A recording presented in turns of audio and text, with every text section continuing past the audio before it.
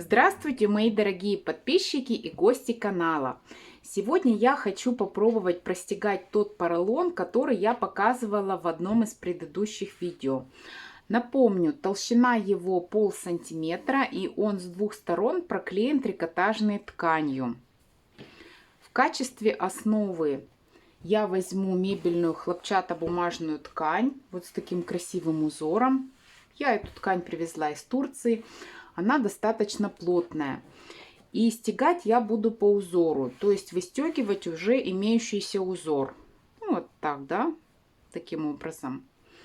Буду ли я потом делать заполняющую стежку вот в этих местах, еще не знаю. Это будет вместительная сумка. Небольшие изделия немного утомили, да, хочется что-то покрупнее сшить. Какой фасон я еще тоже не знаю. Может быть шопер, может быть дорожная. Сначала сделаю стежку, а там будет видно. Ну, буду импровизировать. Сочетать ткань я буду с искусственной кожей. У меня нашелся рулон вот такой кожи. Она плотная, матовая. Толщина ее примерно 1-1,5 миллиметра. Снизу проклеена тканью. Благодаря тому, что поверхность матовая, она шьется очень хорошо, к лапке не прилипает. Из нее я буду делать дно, ремешки, может быть еще какие-то элементы. Ну и мне кажется, сочетание цветов тоже довольно интересное. Итак, начнем. Из поролона я уже вырезала два прямоугольника. Высота у них 30 сантиметров и ширина 49,5. Хотя на упаковке было заявлено 50 сантиметров. Ну вот по полсантиметра даже тут, да, пытаются сэкономить. Ткань эту я проутюжила утюгом с паром, да, ну, так сказать, декотировку сделала, чтобы она потом не села. Одну деталь я вырезала, и деталь эту я сделала побольше, на 2 сантиметра с каждого края. Теперь мне надо будет вырезать вторую деталь, и вырезать я ее буду точно такую же. Я имею в виду узор, да, как эту, чтобы потом у меня вот здесь вот в боковых швах узор совместился, чтобы вот так не было, да, чтобы было, ну, как-то вот хотя бы линии вот эти совпадали. Так, вот эту я прикладываю, совмещаю узор. И мне здесь сверху надо отрезать довольно-таки приличный кусок, да, ширина, наверное, 8 сантиметров. Жалко, потом куда я эту ленту дену, тоже непонятно. Попробую перевернуть, совместить узор. Так. Ну вот это уже лучше. Здесь где-то 3 сантиметра обрежу, ничего страшного. 3, не 8. Теперь нужно сложить основную ткань вот с этим поролоном. У этого поролона две разные поверхности. Одна трикотажная хлопчатобумажная, она не скользкая. Я ее вот таким образом к хлопчатобумажной приложу, чтобы они не скользили. И здесь синтетика, она скользкая. Ну, она будет внизу, да, чтобы удобно она скользила. И фиксировать я буду с этой стороны. Можно, конечно, приметать крупными стежками, но у меня есть вот такие булавки специально для стежки, да, я покупала. Вот они такие, как бы закругленные. Я тоже в нескольких местах буквально ими зафиксирую. Вот, видите, ткань никак не смещается, она не изгибается, то есть очень удобные булавки. Где покупала, не спрашивайте, не помню, честное слово. Давно я их покупала, лет 5 назад. Ну, наверное, на Амазоне, как всегда, как все я покупаю, да. Для чего я сделала такой большой здесь запас? Смотрите, когда я буду стачивать детали вот здесь вот, да, по бокам, боковые швы выполнять, то стачивать я буду вот здесь только по этой ткани. Я поролон захватывать не буду, иначе 2 слоя поролона по 0,5, эта ткань, ну тут уже так достаточно толсто. Я, конечно, могу экстра лапку поднять, да, повыше для толстых тканей, ну к чему? То есть я стачаю просто вот саму ткань. Здесь сверху и снизу я сделаю то же самое. Зачем так много, да, кто-то может спросить. Можно было бы, ну вот просто припуски оставить по сантиметру. Но я с этой тканью не работала. Некоторые ткани во время стежки, они как бы ужимаются немножко, да, поэтому вот так с запасом. Пусть лучше больше будет. Я потом отрезать я всегда смогу, а заново выкраивать уже не получится, потому что стежку можно выполнить только один раз. Если не получится что-то, уже распускать стежку, да, распарывать никто не будет. Стегать я буду такими желтыми нитками. Ну, раз у меня кожа искусственная желтая, да, такого цвета, то и нитки тоже возьму желтые, чтобы как-то это все перекликалось, да, друг с другом. И стегать я начну, наверное, вот отсюда, вот так, центральную сначала выполню, и затем уже в обе стороны. Посмотрю, как я буду стегать. Наверное, не свободно ходовой, потому что ну, здесь достаточно прямые линии. Скорее всего, я уменьшу давление прижимной лапки. Поставлю его вообще на минимум, скорее всего. Просто, чтобы она немножко фиксировала, да, и продвигала ткань. И буду просто крутить вот так вот. Кусочек небольшой. Ну, зачем себе усложнять работу, да, руками где-то получится стежки не очень ровные.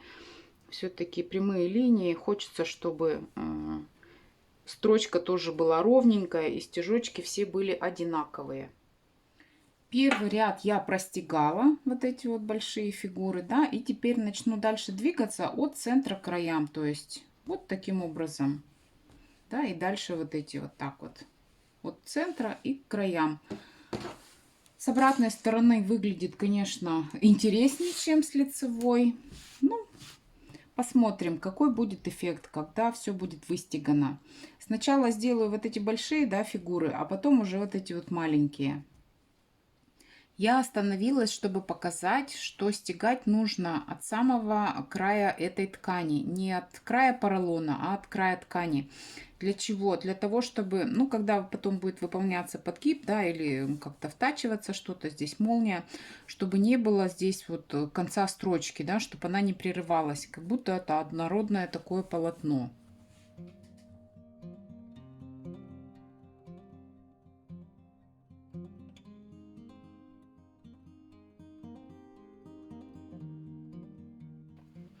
Я закончила стегать вот эти большие звезды и сделала вот здесь вот эти маленькие фигурки, 3 штучки, да, и по центру ниткой в тон пыталась, ну вот по контуру, да, тоже.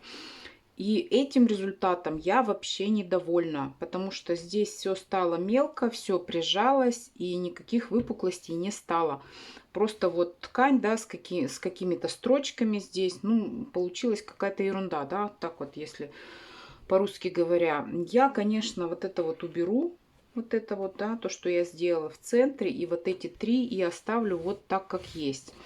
С обратной стороны получилось, ну вот видно, да, выпукло так все, а с этой стороны, ну вот мало выпукло. Я, конечно, ожидала большего эффекта. Я вижу здесь две причины. Во-первых, ткань очень плотная, во-вторых, поролон очень тонкий. Эти два фактора вместе вот выдали такой результат. То есть вот для такой все-таки плотной ткани нужно брать поролон потолще, а для такого тонкого поролона нужно брать ткань потоньше. Ну, в общем-то, можно было и не стегать, да, чего я добилась, собственно, непонятно. Ну, вот немножко видно, да, что вот простегано, чуть-чуть, совсем буквально выпукло. Ну, вот по сравнению с другим кусочком, ну, так вот с желта стало это, да, тоже все.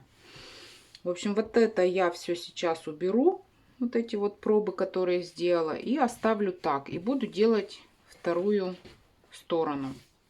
Вторую часть я тоже простегала, и пока я стегала, я уже придумала, как будет выглядеть сумка. Она будет на молнии сверху застегиваться.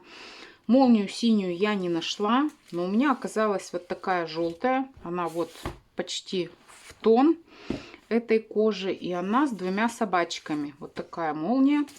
Одна часть пойдет наверх, и вторая часть я сделаю здесь прорезной карманчик на молнии. Для того, чтобы скрыть вот эти вот концы, да, ну не очень красивые здесь будут, потому что, ну, достаточно толсто, тут поролон. Какую-то кожаную обтачку сюда я делать не хочу. Я закрою вот такими полосками. Они, в свою очередь, будут держать эти рамки. к которым будут крепиться ручки. Почему я решила сделать именно так? Не втачать ручки, да, куда-то вот здесь сверху, а вот именно так. Потому что сумка будет на ремешке, на съемном, да, к ней будет еще съемный ремешок сюда. И когда она будет носиться на плече, чтобы эти ручки, они вот как-то так не торчали, да, не мешали, чтобы их можно было отогнуть вот сюда вниз и спокойно носить эту сумку. Для подкладки и мешковины кармана я буду использовать вот такую подкладочную ткань. Вы ее уже видели. Вот, кстати, у меня здесь остаток. Наверное, его хватит. Вот, на карман его даже хватит. Очень даже у меня тут получается все хорошо. Так, сейчас буду делать карман. Эти полоски, которые будут держать рамки, вот я их уже так вот приложила, да, как это будет. Расстояние между ними получается 15 сантиметров. Не слишком узко, не слишком широко. Ну и чтобы карман тоже был, ну, не совсем маленький, да, чтобы туда можно было руку свободно засунуть. И карман я буду делать тоже не высоко, не низко, не здесь, не здесь, вот так вот. Здесь у меня 15, значит, ну вот здесь сантиметр и здесь сантиметр. 17 сантиметров я буду делать.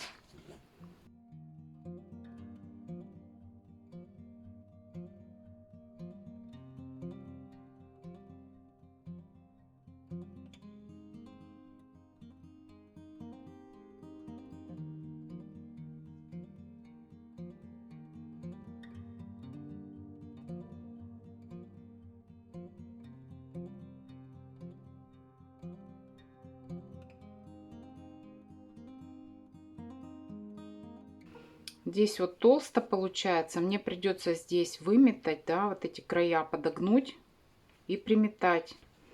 Вот так вот по контуру рамочки, чтобы мне потом просто молнию туда вниз подложить с подкладкой и сверху притачать. Края я вот загнула, да, и выметала этот карман. Ну вот тут видно, да, безобразие. Ткань сама по себе, в принципе, она такая, ну, сыпучая, я бы сказала. Не сильно, да, но если распускается, то толстые нитки, вот сразу же такая приличная бахрома. Попыталась приутюжить, ну как приутюживается поролон, вы, наверное, можете себе представить, да, никак. Теперь можно сюда притачивать молнию с подкладкой. Молнию я уже тоже приготовила, обрезала, тут подпалила края, поставила заглушку и убрала зубчики, чтобы они мне потом вот под эту полоску, да, не попались. Первым делом я притачаю подкладку к молнии вот здесь. То есть молния у меня наверх, да, лицевой стороной, и подкладка тоже наверх. Готово. И теперь это я вот сюда вниз подкладываю и притачаю только по низу. Ну, я отцентрую, чтобы у меня молния была так вот по центру, да, этой прорези. Тоже здесь так вот все выровняю. Молнию по низу я притачала. Теперь мешковину кармана я вот так вниз, да, заутюжу, ну, так как она и должна быть. Затем второй край также притачаю к молнии. Ну, вот так ровненько, да, сделаю, чтобы он не скользил. Когда я буду здесь сверху следующим этапом притачивать. Молния втачена и карман готов. Боковые срезы я сейчас стачивать не буду, потому что следующим этапом пойдет притачивание вот этих полос. Когда я буду притачивать эти полоски, у меня и боковые срезы тут стачаются, да, автоматически, с этой стороны и с этой. Для того, чтобы они не растягивались, я их продублирую флизелином. И чтобы замаскировать вот эти срезы, ну, я подгибать не буду, обрабатывать их чем-то не буду. Я вот таким образом приклею к ним сейчас вточной кант, чтобы он у меня потом никуда не скользил. С двух сторон приклеивать я буду клеем ПВА.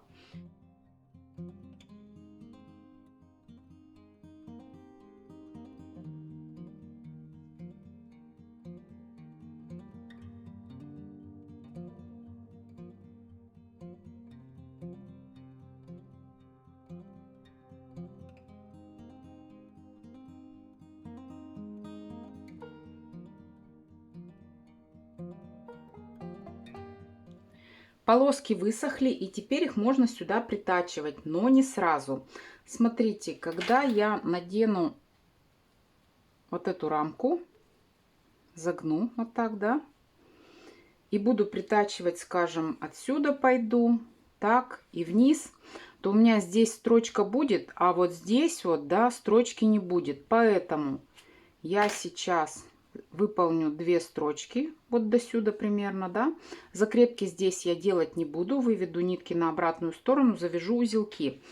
И потом, когда я буду притачивать, я постараюсь вот здесь вот, ну, буквально несколько стежков, да, у меня будет след в след. Кстати, о размерах я не сказала. Поролон, как вы помните, был 30 сантиметров высотой.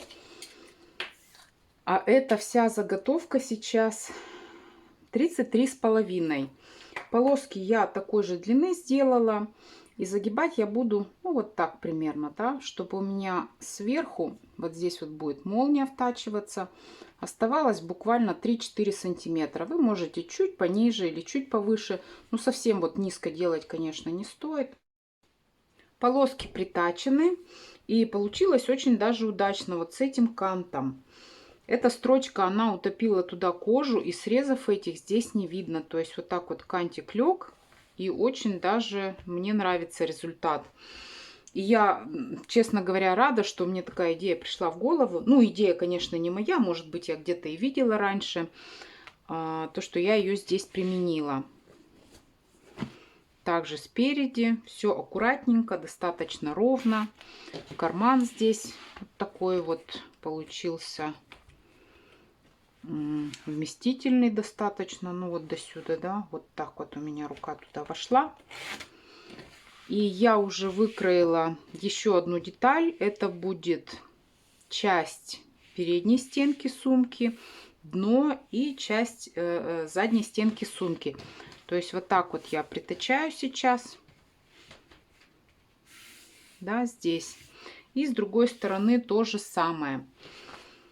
Деталь я выкроила размером 27 сантиметров, а так высоту 9,9,9. То есть ширина сумки будет 9 сантиметров. И длина, ну, соответственно, почти такая же, как эта деталь. Сейчас я ее притачаю вот так прямо поверху, да, строчкой с этой стороны. И затем вот к этой детали также с этой стороны. Нижнюю деталь я притачала с 2 сторон и еще по одной строчке проложила. Ну, тут припуски хорошие, да, я оставляла. Хорошо, что я их не обрезала, то есть 2 строчки надежно зафиксируют эту деталь здесь, она никуда не денется. Сейчас я здесь по краям, ну вот, подрежу, да, подровняю все, разложу вот эту всю деталь и по ней выкрою подкладку. Точно такой же прямоугольник. Потом я там карманы сделаю. Сейчас можно будет также укрепить дно, пока вот это все в таком развернутом состоянии. Смотрите, ширина дна 9 сантиметров. Здесь уйдет на припуск примерно 0,75. И эти 9 сантиметров разложатся вот по этим сторонам ровненько, да, по 4,5. Вот я отложу здесь 5,25, ну, вернее, я уже отложила, поставила метки с 2 сторон. И дно у меня будет длиной 40 сантиметров. И укреплять я его буду вот этой салфеткой, да, она как раз 40 сантиметров. Я попробовала ее прошить на машинке. Отлично шьется. Иголка номер 90, даже не намека никакого на сгиб или еще что-то. То есть она прошивается очень легко. Я вырежу такой же прямоугольник, ну, закруглю здесь тоже, да. Приклею ее для того, чтобы подкладка потом не скользила как-то по пластику неприятно, да. У меня есть, ну, вот такой кусочек, что-то это типа нетканого материала какого-то. Я его тоже сюда приклею и затем проложу 2 строчки. Одну здесь, одну здесь. 2 строчки, которые фиксируют пластиковую деталь, дно, да, я проложила. И длину стежка я делала 4 миллиметра. Ну, так же, как и везде, когда я шила эту искусственную кожу. Вообще не рекомендуется делать мелкие стежки, особенно если вы две детали стачиваете, кожаные или из искусственной кожи, иначе они просто потом порвутся, да. То есть мельчить не рекомендуется. Лучше делать стежки покрупнее, 4, 4,5, 5 миллиметров. Перед тем, как проложить строчки, я еще раз все проклеила флизелином. Ну, я решила немножко еще пожестче сделать, да, нижнюю часть сумки. Вы, конечно, можете дно как-то укрепить по-другому. Можно простегать также с поролоном. Можете какие-то другие материалы проложить. Ну, теперь у меня достаточно такая стабильная, надежная конструкция получилась. Подкладку я тоже выкроила, и как вы видите, я ее полностью продублировала флизелином. Ну, видно, да, что она просвечивает. То есть без флизелина она просвечивала еще больше. Ну, было бы некрасиво, да, если бы, ну, совсем такая прозрачная подкладка в сумке. Открываешь сумку, а там все видно, да, внутри вот эту стежку, вот этот карман. Сейчас я сделаю с каждой стороны 2 больших кармана. Вот такие будут огромные, я бы даже сказала, карманы на молнии с обтачкой. Карманы готовы. Как их делать, я показываю в видео, которое вышло одновременно с этим роликом. Ну, я разделила, чтобы не удлинять хронометраж этого ролика. Теперь стачаю боковые срезы на подкладке с 2 сторон и на основной детали. На основной детали будет не очень легко, да, здесь вот жестко дно, но тем не менее его можно так вот немножко все-таки согнуть. Здесь выровняю узор, чтобы у меня все сошлись линии белые, да, и стачаю. Затем буду делать дно. Боковые срезы стачены, и это жесткое дно, оно вот само, да, мне эти уголки даже обозначило, где мне нужно проложить строчку. Но вот здесь вот видно мне, не знаю, видно вам, не видно, можно потрогать, да, вот прямо по краешку. Здесь строчку проложу и с этого края уголки обрежу. На подкладке сделаю то же самое. Вот это боковые срезы. Отмеряю здесь 9 сантиметров, нарисую, да, себе, проложу строчку. И с другого края то же самое, уголки обрежу. Вот так выглядит дно, достаточно прилично. Боковые швы я тоже посмотрела. Узор здесь у меня сошелся с 2 сторон. И теперь буду устанавливать ножки. Поскольку у меня сумка шириной 40 сантиметров и дно не очень жесткое, ну оно жесткое, но не деревянное. Смотрите, если я установлю ножки вот так, да,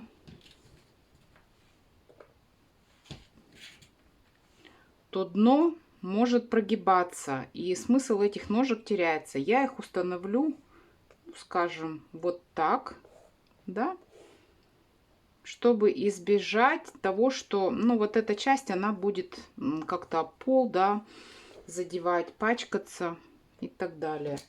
Вот такие ножки у меня есть. Сейчас я их и установлю.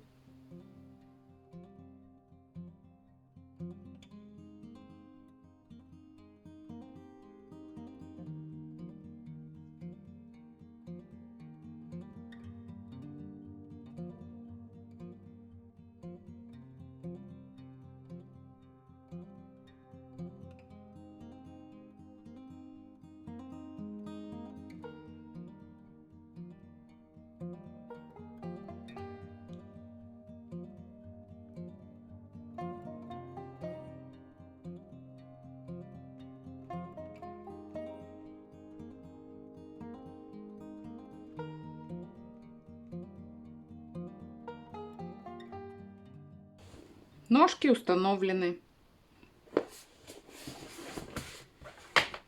Сейчас снова выворачиваем сумку наизнанку и будем сюда втачивать молнию между подкладкой и основной деталью.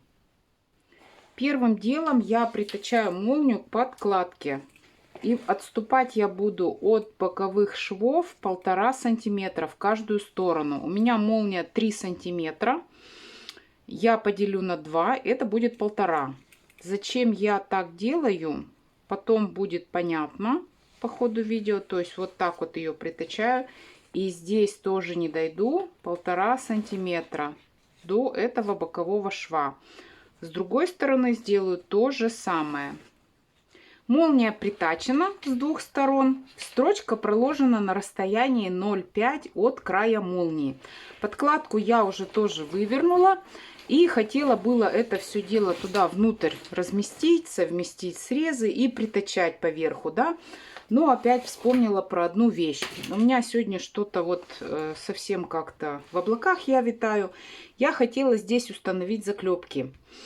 Кто-то из вас называет их хольнитены. В магазинах рукоделия в России тоже я такое слово слышала.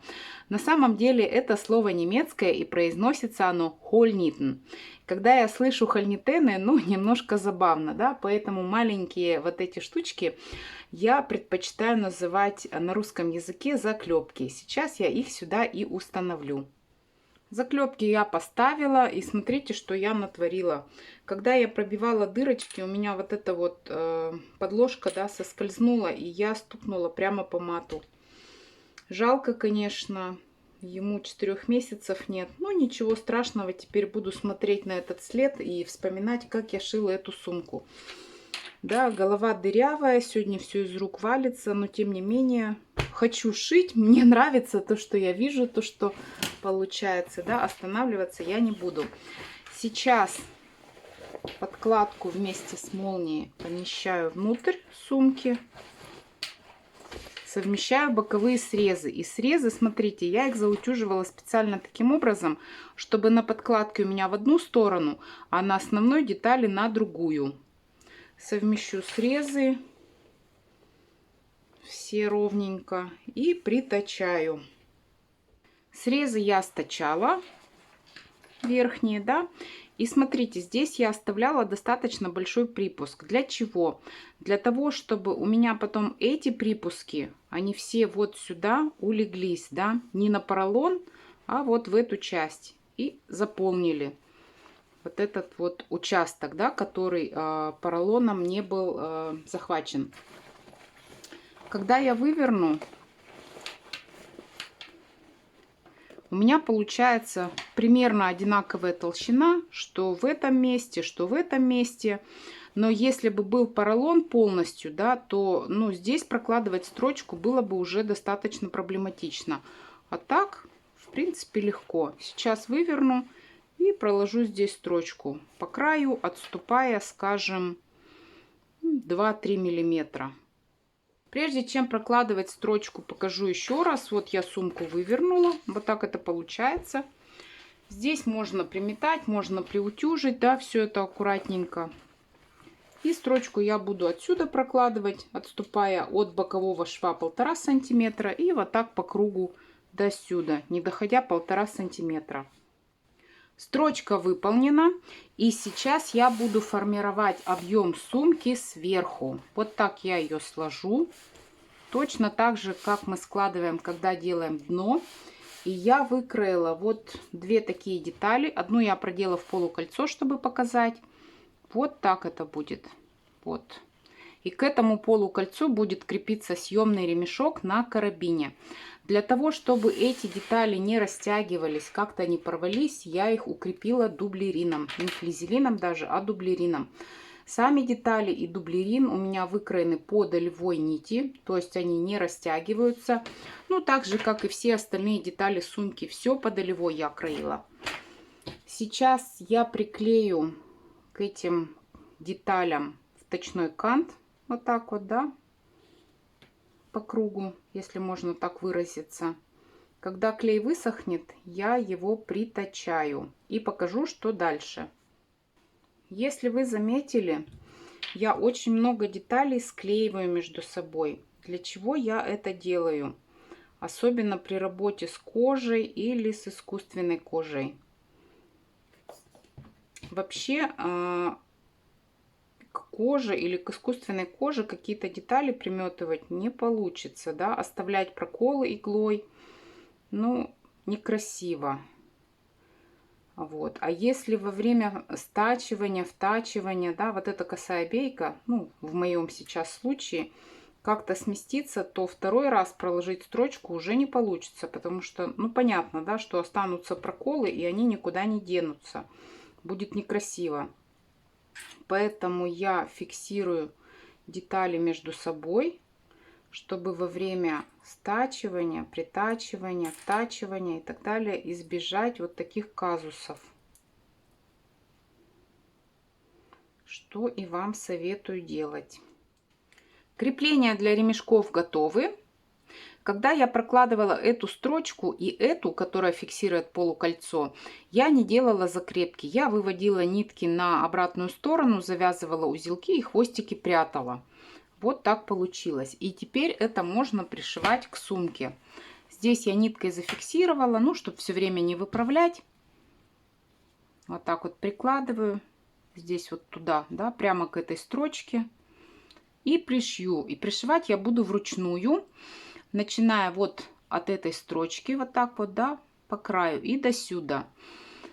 Пришивать я буду, скорее всего, двойной ниткой. Ну, посмотрю, может быть, у меня есть такая же желтая нитка толстая. Была где-то. Дырочки у меня пробиты, поэтому труда особого тоже это составить не должно. Да, я буду прямо вот по этим стежкам идти, пришивать, чтобы все было аккуратненько. Заклепки установлены, и теперь эти крепления отсюда никуда не денутся. Теперь можно делать ремешок и ручки. Ну, ручки я уже даже сделать успела. С одной стороны у меня обычная стропа, здесь искусственная кожа, и между ними вточной кант. Здесь я сделала такие закругления, да, небольшие в уголках. И здесь вточной кант вот таким образом туда его. И притачиваться ручки будут вот так. Я здесь сделаю такую же строчку, как здесь, да, ну, чтобы было симметрично. Остальное вот это вот пришью на руках двойной ниткой опять же и поставлю заклепку. Так сделаю везде, в 4 местах. Затем доделаю ремешок. Вот я его еще не сделала, у меня только выкроены, да, вот эти полоски. Длина у него 130, по-моему, сантиметров. Кстати, длина ручек, сейчас скажу, получилось 68 сантиметров. Длина ручек. Ремешок 130 сантиметров. Я его сделаю, установлю на него регулятор, поставлю карабины, прицеплю его к сумке, зашью открытый участок на подкладке, который оставался, да, и покажу, что получилось.